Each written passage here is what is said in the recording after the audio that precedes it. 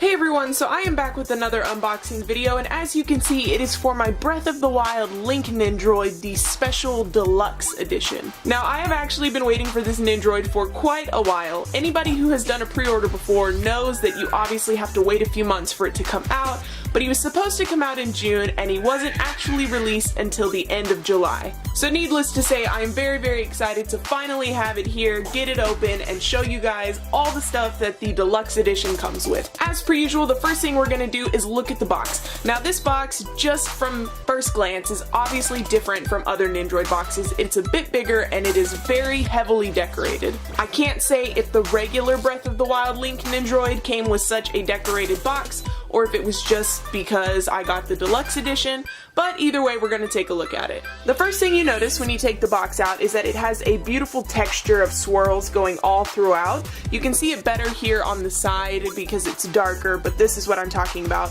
The borders around the images also have a swirled kind of just texture to it. The clear window here that normally has the character name has the symbols from his slate instead. And other than that, other than all the super decorative symbols and stuff, they did keep it pretty much the same, showing you the different things that he comes with, the different kind of styles. And really the main reason I bought the deluxe is because it comes with a horse. It was about $15 to $20 more expensive than normal. It really wasn't much of a difference considering all the extra things he comes with, including an entire horse. So personally, I felt that the upgrade was worth it. This is the first deluxe Nendoroid I've ever owned, so I'm pretty excited to get him open and just see all the different little pieces. So now that I have rambled quite a bit, let's open him up.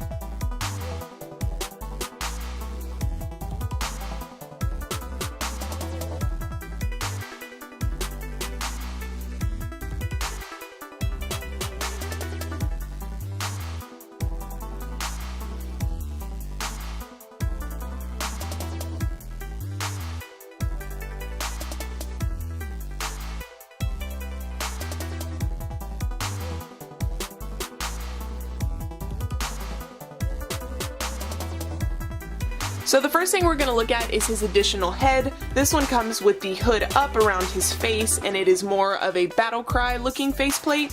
The best thing about this, and the first time I've had a hooded figure that does this, is you can actually separate the hood and, okay, the faceplate came off, but you can actually separate the hood and change out whatever faceplate you have in it. The hair is built onto the hood, so it doesn't matter which faceplate you use, but it also allows you to use this sort of battle cry faceplate just on the regular body. And also, his little earring is so cute. Oh my god. I'm already like super impressed, and I've only looked at one accessory. Up first out of his smaller accessories are some of his weapons. We have a basic shield, sword, scabbard, and a bow and arrow. You can see the beautiful, very small little details that they painted in on the shield and scabbard and weapons, but Nendoroids are pretty much known for including small details like this, so not surprised, but still surprised, if that makes any sense. I also love that they made the arrow instead of a regular arrow. It is one of the ancient arrows. I think they're just way cooler looking, and I love how they glow in the game.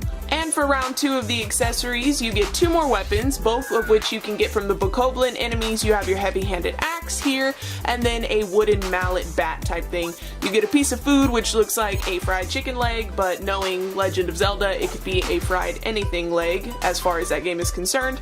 And then you also have the Sheikah Slate, which has beautiful details. It has very nice wrapping here, and then it is also painted on both sides in very small detail. Now before we move on to actually looking at Link, we are going to free Epona from the plastic prison that is this mess here, and take a look at that.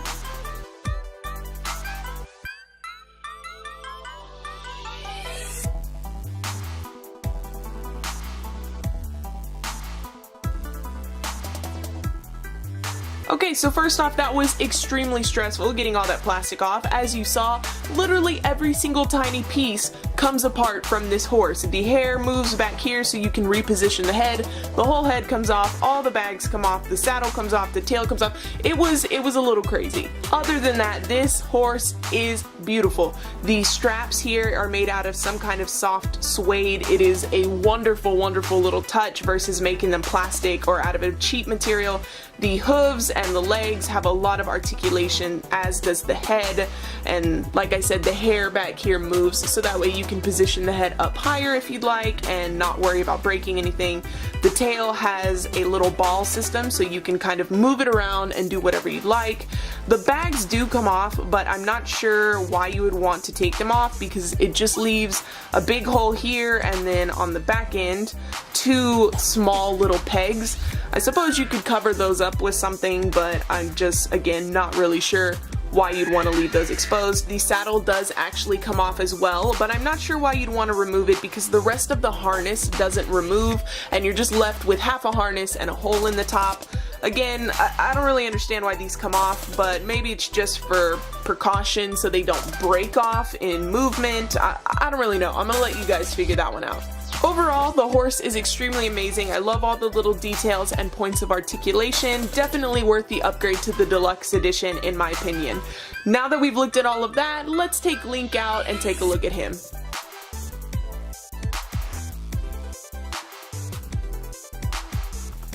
So here's our Link, finally awake and out of all of that packaging, and as you can see right off the bat, there is a lot of detail going on this Nendoroid. He has the soft painted lines here of where the embroidery on his shirt would be. He has all his little belts and straps and buckles. He has the small detailing here on his arm wrap of the red and green.